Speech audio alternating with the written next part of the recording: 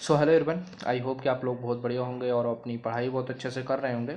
सो अब काफ़ी दिनों बाद वीडियो अपलोड कर रहा हूँ और भाई मेरा यही पूरा कोशिश रहता है कि ना तो मैं आप लोग का समय बर्बाद करूँ, ना ही अपना खुद का समय बर्बाद करूँ ज़्यादा वीडियोस को फालतू लाकर। और कोशिश करता हूँ कि जब भी वीडियो लाऊँ कुछ ऑथेंटिक चीज़ें लेकर आऊँ जो आपके लिए कुछ फ़ायदेमंद हो और साथ साथ में रियल और ऑथेंटिक चीज़ें ही रहें। और तो इस वीडियो में हम बात करेंगे अपने एसएससी सीपीयू एग्जामिनेशन के बारे में कि अपना 2025 का एग्ज़ाम है वो कब तक कंडक्ट होगा। पूरा मैंने नोटिफिकेशन पढ़ा है, देखा है, उसमें सब देख लिया हूँ कि कब किस एग्ज़ाम को कंडक्ट करने की उस पर लिखा गया है। उसके बाद यहाँ पर वीडियो बना रहा हूँ और उसके साथ साथ में क्या अपनी कुछ बचे दिनों में अपना क्या स्ट्रेटजी रहना चाहिए उसके बारे में बात कर लेंगे। बहुत शॉर्ट वीडियो बनाऊंगा, कोशिश करूँगी कि जो भी मेरे पास है उसको बहुत जल्दी डिलीवर करूँ, ज़्यादा बड़ा वीडियो ना बनाऊँ।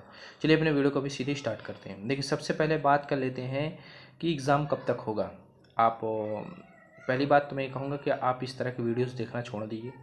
सीधी बात बोलूँगा, देखो भाई जैसा भी है, अब हाँ वीडियो बना रहा हूँ लेकिन कुछ कारण है उसके पीछे के। सबसे पहले देखिए कुछ चीज़ें बहुत जल्दी शॉर्ट बताता हूँ। आपको पता है कि CHSL का अभी नोटिफिकेशन आ चुका है, 12 नवंबर से एग्ज़ाम स्टार्ट होंगे। उसके बाद उसमें दिया गया है SSC MTS का, फिर JEE का, फिर दिल्ली पुलिस कांस्टेबल का एग्ज़ाम, और उसके बाद जाकर सबसे लास्ट में अपने CPU के एग्जामिनेशन को कंडक्ट होगा। ये उसमें लिखा हुआ नोटिफिकेशन में आप जाकर पढ़ सकते हैं।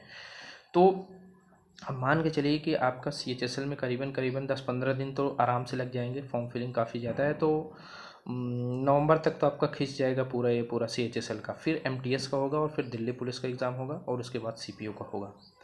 तो मान के चलिए कि अपना CPU का जो एग्ज़ाम होगा वो कहीं ना कहीं जाकर लास्ट दिसंबर या तो जनवरी में ही स्टार्ट होगा। और यही है अपना पूरा प्रोसेस, इसी के आसपास ही होगा एग्ज़ाम। अब उसके बाद बात कर लेते हैं कुछ बचे हुए दिनों पे। और भाई आप फालतू की वीडियोस मत देखिए, आप जितना भी समय है जैसा भी है उसको अच्छे से यूटिलाइज़ करिए।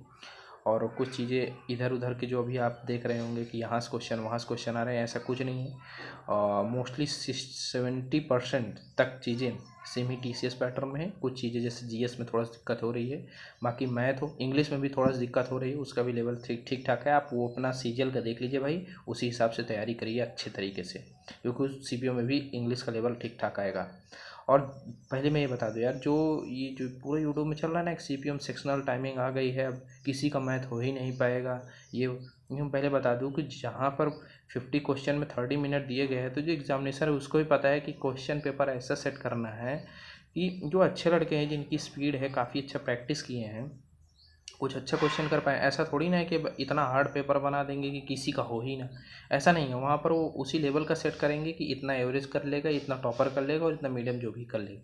वो आपकी प्रैक्टिस पे ही डिपेंड करेगा, आपके कितने कॉन्सेप्ट क्लियर हैं, आप कितना फास्ट में क्वेश्चन कर ले रहे हैं। और उसके साथ साथ में लेवल हार्ड नहीं रहेगा।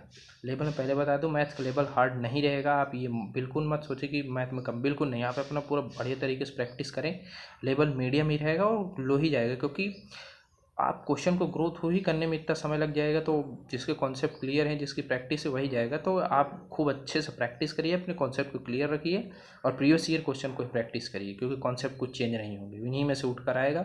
बस थोड़ा बहुत क्वेश्चन का लेवल जो है ऊपर नीचे रहेंगे। तो आप ये बस छोड़ दीजिए कि मैथ हार्ड आएगा, बिल्कुल हार्ड नहीं आएगा भाई, मैं पूरा कह रहा हूँ। आप जब पेपर देने जाएंगे आपको खुद समझ में आ जाएगा, मीडियम लेवल की रहेगी, आपके प्रैक्टिस पे ही डिपेंड करेगा।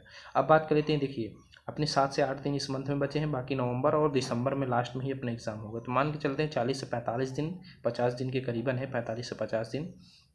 तो आप इन 45 से 50 दिन में क्या करें? सबसे पहले आप, अगर आपका सिलेबस कंप्लीट हुआ हो और चाहे ना हुआ हो, अगर आप तैयारी कर रहे हैं CPU की इस साल के लिए, तो आप अपना मॉक देना स्टार्ट करिए। और मॉक में ये गलती मत करिएगा कि बहुत लोग अभी क्या करें भाई, 2 घंटे का उसका मॉक होता है। अगर आप 2 घंटे पर डे देना इकट्ठा बैठ जाएंगे, फिर 1 घंटे 1.5 घंटे, उससे 3-4 घंटे आपका ऐसे ही चला जाएगा। तो आप रिवीजन कब करेंगे, अपनी चीज़ें प्रैक्टिस कब करेंगे, तो काफ़ी ज़्यादा गड़बड़ हो जाएगा। तो डेली मॉक मत दीजिए। मॉक देने का मेरे कहने का मतलब ये है कि आप चले जाइएगा यूट्यूब और सॉरी टेक्स्ट बुक में, आपको वहाँ पर बहुत अच्छे तरीके से सेक्शनल मॉक्स 8-8 10-10 मैथ्स के, रीजनिंग के, इंग्लिश के दिए हुए हैं। तो आप ऐसा अपना टाइम टेबल सेट करिए कि जैसे सुबह पढ़ रहे हैं 9-10 बजे के बीच एक बार अपना मैथ्स का लगा लिए, उसको जल्दी से एनालाइज करिए, फिर अपना पूरा पढ़ाई करिए जिस हिसाब से आप इंग्लिश रिवाइज कर रहे हैं, मैथ्स रिवाइज कर रहे हैं, रीजनिंग GS जो भी कर रहे हैं। फिर दोपहर में बैठे हैं आराम से, तो ज़्यादा से ज़्यादा समय इंग्लिश में नहीं लगता है, आप लेट बैठ कर आराम से तुरंत इंग्लिश को भी ख़त्म कर सकते हैं और एनालाइज कर लीजिए। उसके बाद शाम तक में आप रीजनिंग का मार दीजिए। तो इस तरीके से जब आप करेंगे ना, तोड़ तोड़ के, तो आपका सेक्शनल मॉक से आपका बेहतरीन तरीके से सब कवर भी होता जाएगा और आपका ज़्यादा टाइम भी नहीं लगेगा, क्योंकि अगर इकट्ठा आप करने बैठ जाएंगे तो ज़्यादा थोड़ा भी दिक्कत होगी। और 1 2 या 3 दिन में या हफ्ते में भी एक एक मॉक लगाते रहिए। ये अपना मॉक का स्ट्रेटजी रखिए। और जो लोग का भाई 60 to 70%, 75 तक कंप्लीट है, आप लोग जल्दी से कोशिश करिए कंप्लीट करिए और चीज़ों को रिवाइज करिए और फिर मॉक लगाते रहिए। और यही मैं बताऊंगा यार, बाकी आप लोग ऐसा कुछ नहीं है कि बहुत हार्ड लेवल आएगा, ऐसा बिल्कुल नहीं है। हाँ, थोड़ा जीएस में यार, सीजीएल में तो कुछ समझ में नहीं आ रहा है, तो इसमें कैसा आएगा इसको देखने लायक होगा, या अभी फर्दर जो एग्ज़ाम होंगे उसमें समझ में आएगा।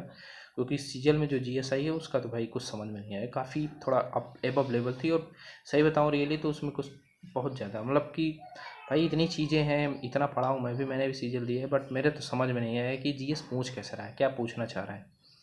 तो ज़्यादा समय आप जीएस पे अपना बिल्कुल मत ख़राब करें। आपको सिलेक्शन मैथ्स, रीजनिंग, इंग्लिश ही ले जाएगी आपको सिलेक्शन के पास, क्योंकि आपने सीजीएल दिया होगा, जो लोग उनको भी पता होगा, आप पता कर सकते हैं कैसा पेपर आया, जो लोग भी दिए होंगे, और वो आपको बताएंगे। क्योंकि जीएस पे और भी पहले था कि यार कुछ क्वेश्चंस कर लेते थे, अब वो भी डाउन हो रहे हैं, उतने भी क्वेश्चन नहीं हो पा रहे हैं सही से।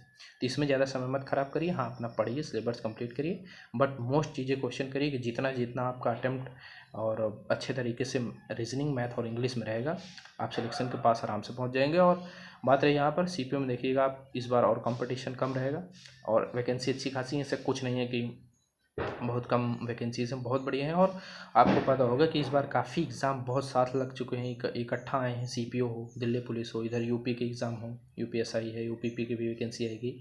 तो इतना जल्दी सब एक ही साथ वैकेंसी आने की वजह से अब काफ़ी लोग बढ़ गए हैं इधर उधर। तो जो लोग भाई अपना आपका टारगेट अगर सीपीओ है तो एकदम लग जाइए बेहतरीन तरीके से, बहुत बढ़िया मौका है आपको, बहुत बढ़िया।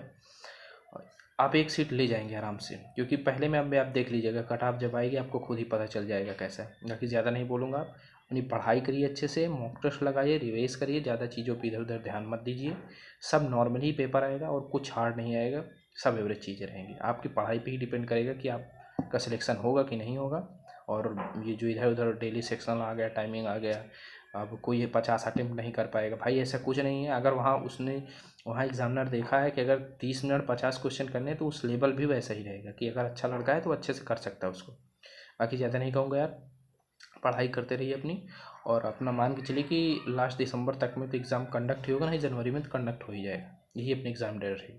बाकी पढ़ाई करते रहिए।